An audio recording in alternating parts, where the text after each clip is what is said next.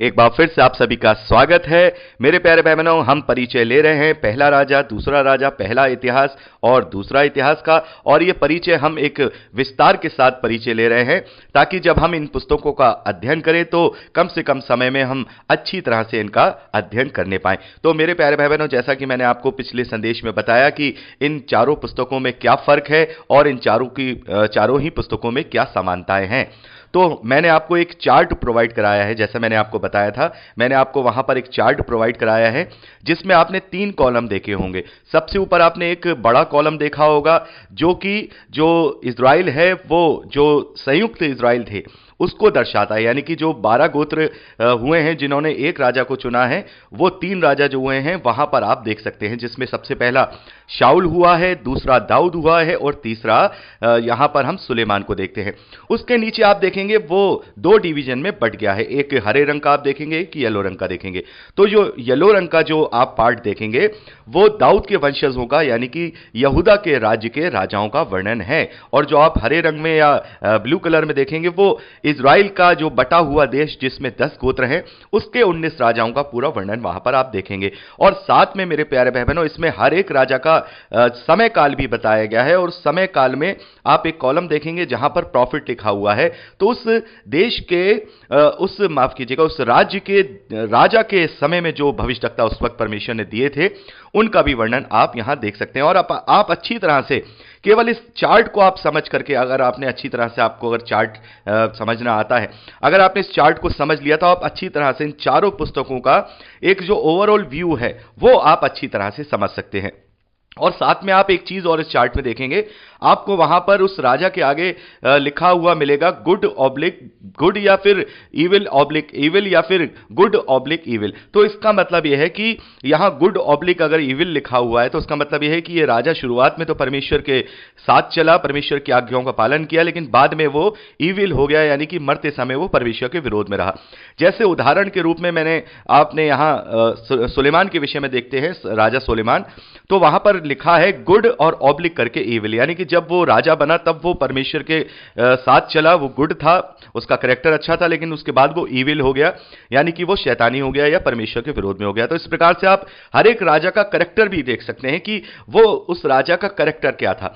जहां पर इविल लिखा है, इसका मतलब यह है कि वो राजा जब बना था तब भी परमेश्वर के विरोध में था और अपने मरते समय में भी वो परमेश्वर के विरोध में ही रहा। और ये इस चार्ट में आप जब इज़राइल वाला चार्ट देखेंगे, जो डिवाइडेड इज़राइल है, उसमें आप देखेंगे जितने राजा हुए हैं वो सब इविल हुए हैं, उनमें कोई भी गुड नहीं हुआ है। लेकिन यहूदा के देश में कुछ राजा ऐसे हैं जो अच्छे हुए हैं। जैसा मैंने आपको बताया, हिजकिय्याह जो राजा हैं उनके विषय में तो हम विस्तार से पढ़ते हैं। बहुत ही अच्छी उनकी एक प्रेरणादायक जो बात है कि कैसे परमेश्वर उनके साथ रहा, परमेश्वर पर वो पूरा विश्वास रखते थे, पूरा भरोसा रखते थे। तो इसका हम अध्ययन पहला इतिहास दूसरा इतिहास में करेंगे।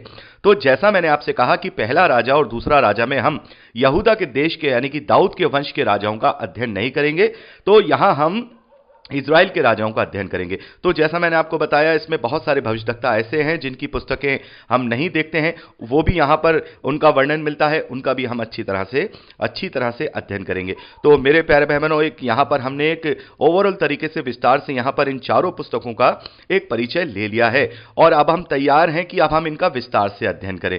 तो मेरे प्यारे भाई बहनों, नेचुरल है कि यहाँ पर बहुत सारी चीज़ें हमें स्किप करनी होंगी, क्योंकि जैसा मैंने आपको बताया केवल यहाँ पर मैं इज़राइल के राजाओं का ही अध्ययन कराऊंगा, पहला राजा और दूसरा राजा में, तो बहुत सारी चीजें हमें स्किप करनी होंगी। तो इसका मतलब यह नहीं है कि हमें उसे रीड नहीं करना है, हमें रीड करना है। वो बात अलग है कि हम पहला इतिहास दूसरा इतिहास में बहुत ही विस्तार से इन्हें अध्ययन करेंगे, लेकिन फिर भी अगर आप इन्हें रीड करते हुए चलेंगे तो ये बेटर होगा। तो इसीलिए हम 2 दिन का गैप लेंगे। मेरे प्यारे भाई बहनों, मैं आपको परसों अब कोई संदेश नहीं भेजूंगा। ये ओवरऑल तरीके से मैंने आपको समझा दिया, आप इस चार्ट को समझ सकते हैं, हर एक चीज समझ सकते हैं। आप ज्यादा से ज्यादा रीडिंग करते हुए चलिए, क्योंकि मैं यहां पर केवल मैंने पूरा एक अपना टॉपिक बनाए हुए हैं कि किस किस टॉपिक पे मुझे अध्ययन करना है। तो जो मेन टॉपिक्स हैं उनके विषय में ही मैं आपसे यहां पर अध्ययन कराऊंगा। तो आप रीडिंग करते हुए चलिएगा। थोड़ा सा ये 1 हफ्ता 10 दिन जो हमारा ये चलेगा तो थोड़ा इसी तरीके से चलेगा, क्योंकि हमें रीडिंग करते हुए ज़्यादा चलना है। तो आप रीडिंग कर लेना, आप रीडिंग कर लीजिएगा इसका पहला राजा और दूसरा राजा का पूरा। आप चाहें तो अच्छे से आप पढ़ सकते हैं, इसमें कोई बड़ी बात नहीं है, इसे पढ़ लीजिएगा या फिर आप बाद में भी पढ़ सकते हैं, लेकिन आपको पढ़ना ज़रूरी है। तो यहां पर हम इसी प्रकार से अध्ययन करेंगे। और जैसा मैंने आपको बताया कि हम 2 दिन का गैप लेंगे, यानी कि परसों आपके पास अध्ययन नहीं आएगा, फिर उसके बाद वाला जो दिन है उस दिन आपके पास अध्ययन आएगा। तो तब तक आपके पास समय है कि आप इसे रीड करिए, अच्छे से समझिए, और फिर हम टॉपिक वाइज इनका अध्ययन शुरू करेंगे। तो प्रभु आप सबको बहुत आयत की आशीष दे, अपने वचन में प्रबल करे, यीशु के सामर्थी नाम में आमीन। Praise the Lord. जय मसीह की। एक बार फिर से आप सभी का स्वागत है मेरे प्यारे भाई बहनों। हम परिचय ले रहे हैं पहला राजा, दूसरा राजा, पहला इतिहास और दूसरा इतिहास का, और ये परिचय हम एक विस्तार के साथ परिचय ले रहे हैं ताकि जब हम इन पुस्तकों का अध्ययन करें तो कम से कम समय में हम अच्छी तरह से इनका अध्ययन करने पाएं। तो मेरे प्यारे भाई बहनों, जैसा कि मैंने आपको पिछले संदेश में बताया कि इन चारों पुस्तकों में क्या फर्क है और इन चारों ही पुस्तकों में क्या समानताएं हैं, तो मैंने आपको एक चार्ट प्रोवाइड कराया है। जैसा मैंने आपको बताया था, मैंने आपको वहां पर एक चार्ट प्रोवाइड कराया है जिसमें आपने 3 कॉलम देखे होंगे। सबसे ऊपर आपने एक बड़ा कॉलम देखा होगा जो इज़राइल है, वो जो संयुक्त इज़राइल थे उसको दर्शाता है, यानी कि जो 12 गोत्र हुए हैं जिन्होंने एक राजा को चुना है, वो 3 राजा जो हुए हैं वहां पर आप देख सकते हैं, जिसमें सबसे पहला शाऊल हुआ है, दूसरा दाऊद हुआ है और तीसरा यहां पर हम सुलेमान को देखते हैं। उसके नीचे आप देखेंगे वो 2 डिवीजन में बट गया है, एक हरे रंग का आप देखेंगे, एक येलो रंग का देखेंगे। तो जो येलो रंग का जो आप पार्ट देखेंगे वो दाऊद के वंशजों का, यानी कि यहूदा के राज्य के राजाओं का वर्णन है, और जो आप हरे रंग में या ब्लू कलर में देखेंगे वो इज़राइल का जो बटा हुआ देश जिसमें 10 गोत्र हैं उसके 19 राजाओं का पूरा वर्णन वहां पर आप देखेंगे। और साथ में मेरे प्यारे भाई बहनों, इसमें हर एक राजा का समय काल भी बताया गया है, और समय काल में आप एक कॉलम देखेंगे जहां पर प्रॉफिट लिखा हुआ है। तो उस देश के उस राज्य के राजा के समय में जो भविष्यवक्ता उस वक्त परमेश्वर ने दिए थे उनका भी वर्णन आप यहां देख सकते हैं। और आप अच्छी तरह से केवल इस चार्ट को आप समझ करके, अगर आपने अच्छी तरह से, आपको अगर चार्ट समझना आता है, अगर आपने इस चार्ट को समझ लिया तो आप अच्छी तरह से इन चारों पुस्तकों का एक जो ओवरऑल व्यू है वो आप अच्छी तरह से समझ सकते हैं।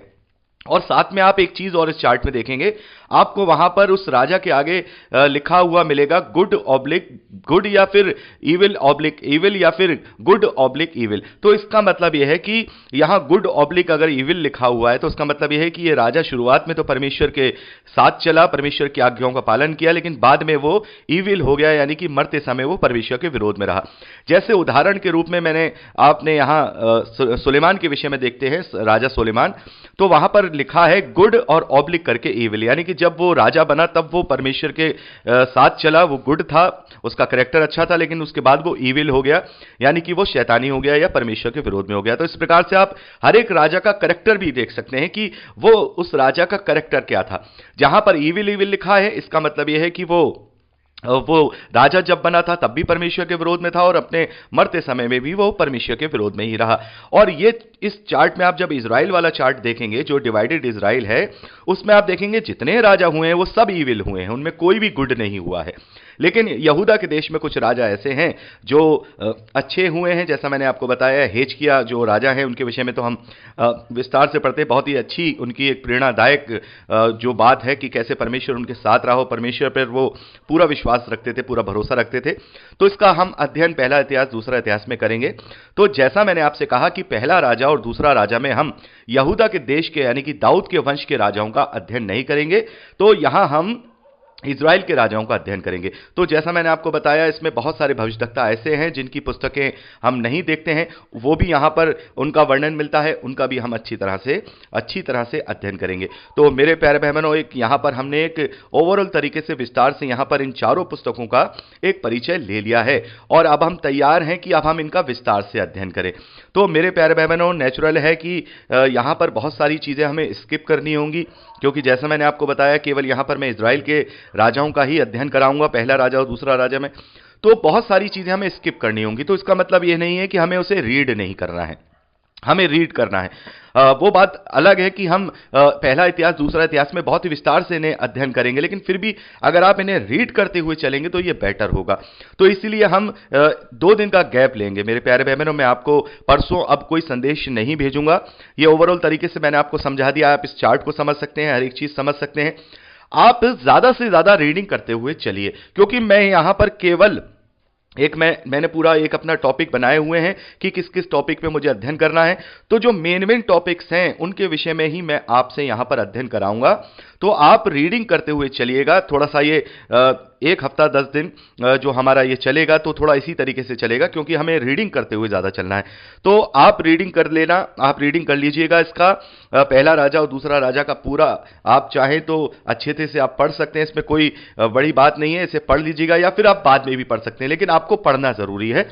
तो यहां पर हम इसी प्रकार से अध्ययन करेंगे। और जैसा मैंने आपको बताया कि हम 2 दिन का गैप लेंगे, यानी कि परसों आपके पास अध्ययन नहीं आएगा, फिर उसके बाद वाला जो दिन है उस दिन आपके पास अध्ययन आएगा। तो तब तक आपके पास समय है कि आप इसे रीड करिए, अच्छे से समझिए, और फिर हम टॉपिक वाइज इनका अध्ययन शुरू करेंगे। तो प्रभु आप सबको बहुत आयत की आशीष दे, अपने वचन में प्रबल करे, यीशु के सामर्थ्य नाम में आमीन। Praise the Lord. जय मसीह की। एक बार फिर से आप सभी का स्वागत है मेरे प्यारे भाई बहनों। हम परिचय ले रहे हैं पहला राजा, दूसरा राजा, पहला इतिहास और दूसरा इतिहास का। और ये परिचय हम एक विस्तार के साथ परिचय ले रहे हैं, ताकि जब हम इन पुस्तकों का अध्ययन करें तो कम से कम समय में हम अच्छी तरह से इनका अध्ययन करने पाएं। तो मेरे प्यारे भाई बहनों, जैसा कि मैंने आपको पिछले संदेश में बताया कि इन चारों पुस्तकों में क्या फर्क है और इन चारों ही पुस्तकों में क्या समानताएं हैं।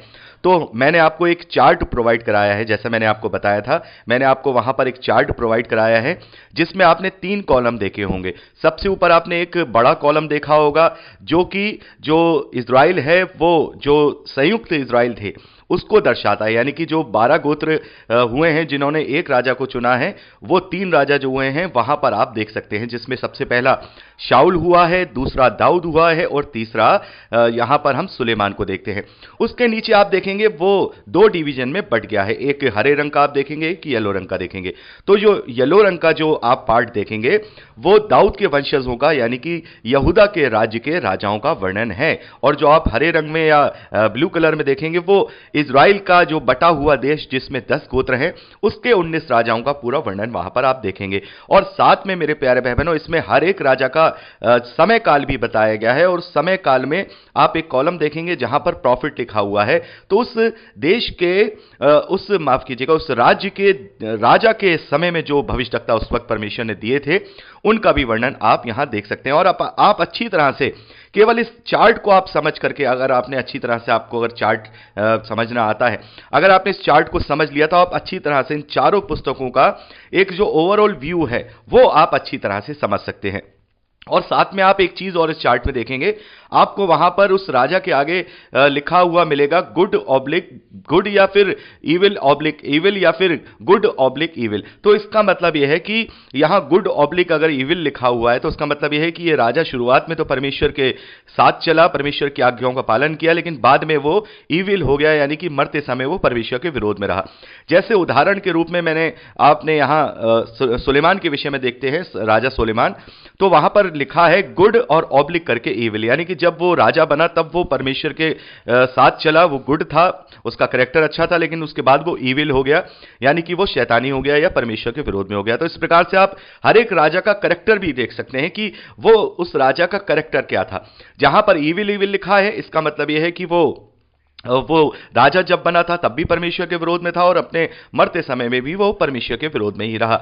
और ये इस चार्ट में आप जब इज़राइल वाला चार्ट देखेंगे, जो डिवाइडेड इज़राइल है, उसमें आप देखेंगे जितने राजा हुए हैं वो सब इविल हुए हैं, उनमें कोई भी गुड नहीं हुआ है।